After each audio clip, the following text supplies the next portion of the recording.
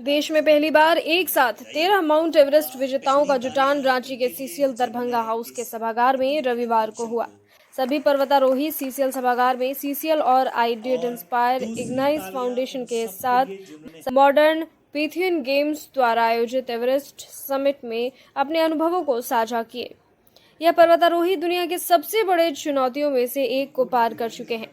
Summit के दौरान इन्होंने अपनी मीठी और कड़वी अनुभवों को साझा किया।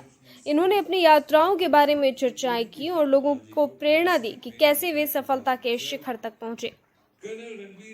समिट में दुनिया की सबसे ऊंची चोटी के विजेताओं में झारखंड से प्रेमलता अग्रवाल, विनीता सोरेन और पश्चिम बंगाल से सत्यरूप सिद्धांत, जम्मू और कश्मीर से कर्नल रणवीर जम्वाल, मध्य प्रदेश से मेघा परमार, कर्नाटका से प्रियंका मोहिते, महाराष्ट्र से मनीषा वाघमारे, कुंतल जोईसर और गुजरात से अदिति वैद्य, अनुजा वैद्य।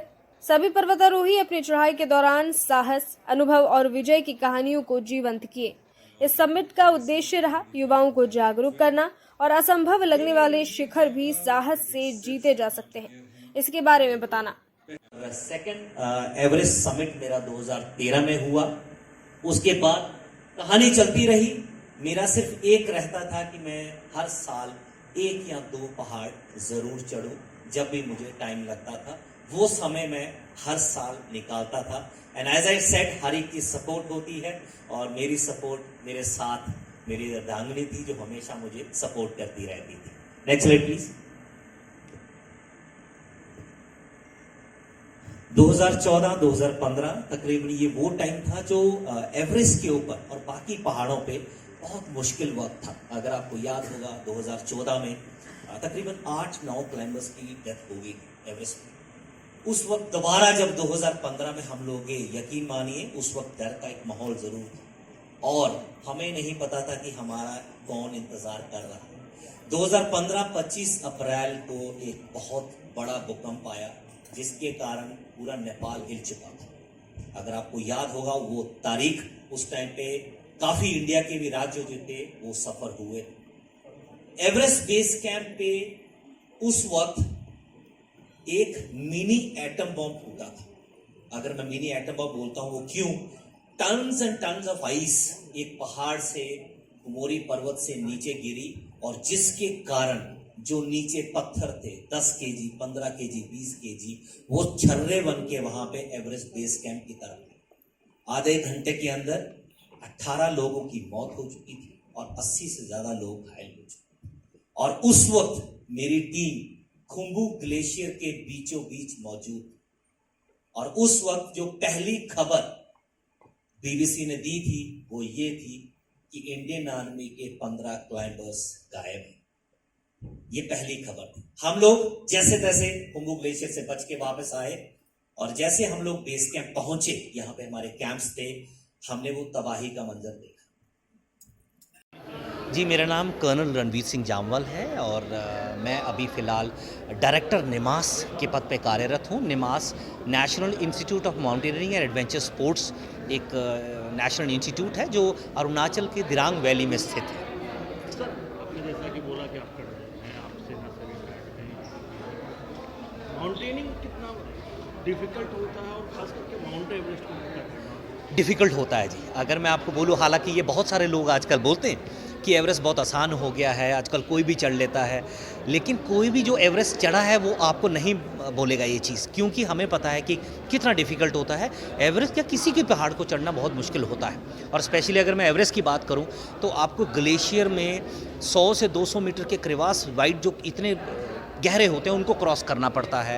आपको वो एक नहीं 50 क्रेवासेस पार करने पड़ते हैं। फिर उसके बाद आपको लोथ से फेस की जो खड़ी वॉल है वो आपको चढ़नी पड़ती है। फिर आपको ऑक्सीजन लगा के 8000 मीटर के ऊपर चढ़ना पड़ता है। मुश्किल है, हर पहाड़ इनफैक्ट मुश्किल है और डेफिनेटली एवरेस्ट ही बहुत मुश्किल है। ट्रेनिंग भी देते हैं तो जी। किस तरह से युवाओं को ट्रेन करते हैं हम लोग निमास जो इंस्टीट्यूट है वो एक राष्ट्रीय संस्थान अकेला है इस देश के अंदर जो हर प्रकार की एडवेंचर एक्टिविटी में आपको ट्रेन करता है और आपको सर्टिफिकेट देता है। जैसे कि मैं अगर बात बताऊँ, एरो, एक्वा, लैंड, हम 3 वर्टिकल्स में आते हैं एडवेंचर के, वो तीनों में हम ट्रेनिंग देते हैं। लैंड एक्टिविटीज़ की अगर हम बात करें, mountaineering, sport climbing, mountain terrain biking, arrow activities की बात करें, पैरामोटो, पैराग्लाइडिंग, एक्वा एक्टिविटीज़ की हम बात करें, scuba diving, white water rafting, इन सब में हम एडवेंचर कोर्सेज कराते हैं और लोगों को हम ट्रेन करते हैं ताकि वो आगे जाके जो एडवेंचर टूरिज्म पोटेंशियल है इस देश का उसको और आगे बढ़ाएं और उसको और ट्रेन करें और लोगों को उस चीज़ को कराएं। सर, आपने क्या क्या मुश्किलों का सामना किया है? जी, जैसा मैंने आपको बताया, देखिए आई थिंक हर जीवन में मुश्किलातें आती हैं। जैसे मैं आपको बता रहा था कि उंगली कटी है, घुटना टूटा है, राइट हैंड में रॉड पड़ी थी, तो ये सब चीज़ें मुश्किलात हुई हैं, फेल हुए हैं, कभी मरते मरते बचे हैं। 2015 में जैसे आपने देखा था, हम मरते मरते बचे थे एवरेस्ट अपना ग्लेशियर के अंदर, तो ये सब चीज़ें आती हैं। बट देन जैसा हम बोलते हैं कि कोई भी लक्ष्य मनुष्य के साथ से बड़ा नहीं, हारा वही जो लड़ा नहीं। आप लगे रहिए। नए माउंटेनियर्स को सिर्फ इतना बोलूँगा कि जो भी आप काम करें फुली ट्रेन होके करें। आप अपने basic, advance, search and rescue, MOI courses करें, क्योंकि जितना आप कोर्सेज करेंगे, जितना प्रैक्टिस करेंगे, वो सब चीज़ें आपको और मैच्योर्ड बनाएंगी, आपको और टेक्निकली फिट बनाएंगी जाने के लिए। आज की यूथ एकदम शुरुआत में ही हार मान जाते हैं, कोई भी एजुकेशन हो या कुछ में साइड वगैरह कर लेते हैं। आप इतना माउंटेन करते हैं, अपना माइंड कैसे साफ करते हैं, क्या करते हैं? देखिए, सबसे बड़ी चीज़ है कि आपको आपके परिवार का साथ मिलना बहुत ज़रूरी है और दूसरी सबसे बड़ी बात है आपको अपने आप को ताकतवर बनाना बहुत ज़रूरी है। ताकतवर मीन्स मेंटली स्ट्रांग बनाना बहुत आपको ज़रूरी है। देखिए, आज की तारीख में मोटिवेशन तो पूरे इंस्टाग्राम में, ट्विटर, फेसबुक में मौजूद है, लेकिन डिसिप्लिन जो है वो आपको खुद लाना होगा, तभी आप उन ड्रीम्स को अचीव कर पाएंगे। सबसे बेस्ट इंस्टीट्यूट कौन सा है यहाँ पे? अगर कोई करना चाहे तो नहीं, सबसे आई थिंक 4-5 इंस्टीट्यूट जो है वो सब एक बराबर है। आपको यहाँ पे अच्छा लगता है अपने हिसाब से। फॉर एग्जांपल, मैं अरुणाचल में हूँ, तो जो नॉर्थ ईस्ट के हैं या किसी और के हैं जिनको लगता है कि मैं उस तरफ करना चाहूँगा, अब वहाँ कर सकते हैं। अलग अलग जगह पे इसलिए मौजूद है कि पूरे देशवासियों को एक मौका मिलता है, कहीं पे भी आप कर सकते हैं। जी सर, एक सवाल। जी। सेना से भी आपकी डायरेक्ट है। सेना और माउंटेनिंग, एवरेस्ट पता करना, दोनों देश की पाकिस्तान की बात है। जी। दोनों में मुश्किल सबसे टफ माने आपको? देखिए, सबसे बड़ी बात तो देखिए, जैसे मैं आपको बता रहा था, हर ज़िंदगी का एक एक दिन मुश्किल है, पर आई थिंक तिरंगे के लिए, आन बान शान के लिए जो चीज़ है जो हमें सिखाई जाती है और जो आई थिंक हम माउंटेन्स में भी वही करते हैं, तिरंगे की आन बान शान के लिए हम लोग लगे रहते हैं। मुश्किल आती हैं आती, लेकिन फिर भी चढ़े रहते हैं और हम देश में भी यही करते हैं और सेना में भी हम यही करते हैं। उस तिरंगे की आन बान शान के लिए हम खड़े रहते हैं, हर वक्त खड़े रहते हैं और अगर मौका मिलता है तो हम उन चीज़ों को और बेहतर से करते हैं। संभव तो जब करते हैं तो मुझे लगता है संभव होता है करने से ही। तो मेरी जो जर्नी है बहुत इंटरेस्टिंग है।